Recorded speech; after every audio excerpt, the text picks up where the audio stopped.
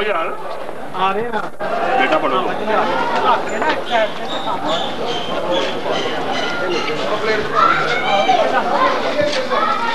हाँ बढ़िया तो देखो समय में जी भाई चावल है यार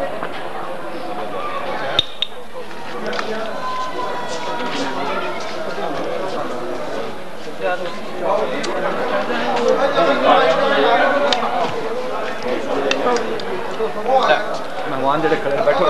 मेहमान इधर आप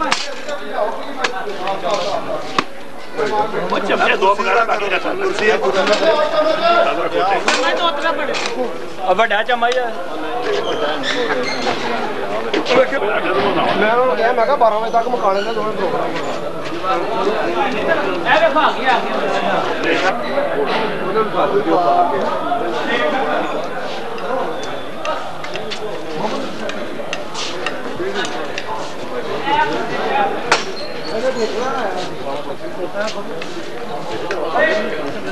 गिर साहब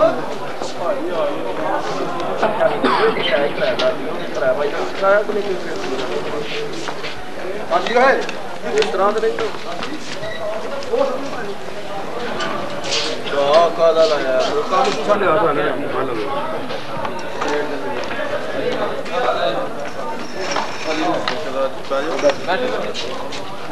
फिर चावल है बात तो है हां चावल ओके मैं आशा बैठो क्या नहीं माफी मांगना खुदा जी के ऐसा वो आज आपको देखो प्लेटा साहब ने दो क्लो भी जा मेरे को लबा है नीला नहीं है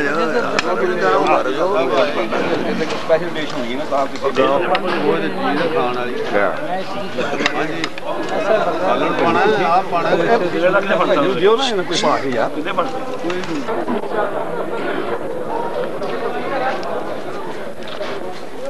बड़ा कीमती कैमरा पड़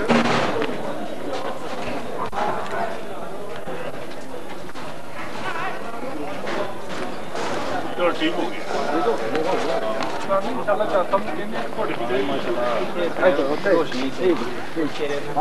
पीर साहब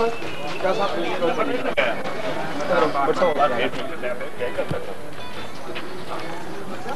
मंगला सिर्फ करने का ईमला टेढ़े में जाना चलो बड़ी